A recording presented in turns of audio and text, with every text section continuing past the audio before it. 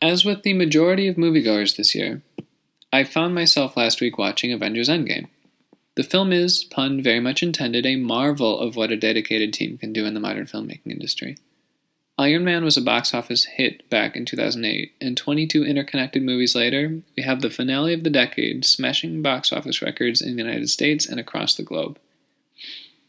Nevertheless, Endgame has both fans and critics, and the critical response I have found generally boils down to three main ideas: the time travel involved, the character arc of Thor, and the ongoing mystery of the Soul Stone.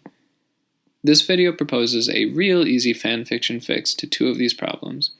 If you are one who is faint of heart when it comes to spoilers, then dare I say duck away now because this video is chock full of them. When fleshed out, the critiques I listed are as follows. First, it would be an understatement to say that the God of Thunder tends toward comic relief in this film. Nearly every line he says, from the moment of the jump forward 5 years up to Thanos' ultimate defeat, is an effort to make the viewer laugh. Comic relief is in itself not a bad thing, and we saw it expertly employed in Thor Ragnarok. What Endgame lacks specifically is a balance between comic relief and real emotionally engaging character development for Thor. Second, the nature and power of the Soul Stone is still confusing at best and unknown at worst. Considering we only had this movie and the last to even discover what the Soul Stone was, and equally considering the outrageously high toll one must spend in order to possess the stone, one might think showing its power individually would be a priority in these movies. Instead, if you ask most, nay, any of us, what the Soul Stone actually does on its own, we would just have to shrug. I don't know. The last critique, namely of time travel, either boils down to A, an acknowledgement that this film is too ambitious for its own good, and a subsequent forgiveness because it pulls it off in such a fun way regardless, or B, the specific instance that the film breaks its own time travel rules by having Captain America grow old in an alternate timeline and still somehow find his way back to the bench at the end of the movie. And this is all without going through the time machine a second time. More on this at the end of the video. So let's get into this. I propose a 5-minute addition into the film. And I know no one likes additions, but this is only 5 minutes, and you're going to have to forgive me. Specifically, this is going to be in the sequence between coming back from the past and the arrival of Thanos' forces. This addition will give Thor an emotionally heavy scene that both breaks him out of his stupor and does not serve comedic relief. It will also explain why he was not chosen to wield the 6 Infinity Stones, besides a very terse excuse about his condition. Likewise, it will also show our heroes, and therefore our viewers, what the power of the Soul Stone really was. And finally, it will make for an excellent transition into the battle with Thanos, and it will explain why our heroes are still alive after having a building literally cave in around them. Ready in 3, 2,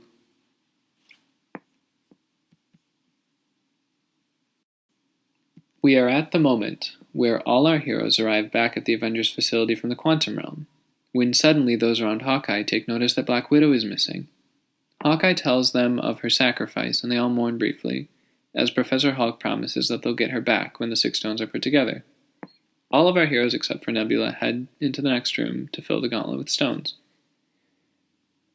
Suddenly Hawkeye shudders, the stone in his hand glows, and the screen zooms in toward one of his eyes as the pupil dilates and an orange glow shrouds his eye for a moment. "Thanos is coming," he says. "I don't know how or why or how." He suddenly falls on a knee, letting the stone drop. "The stone is too much," he says. The orange glow subsides as the screen pans across the room. All are visibly disturbed by this new revelation.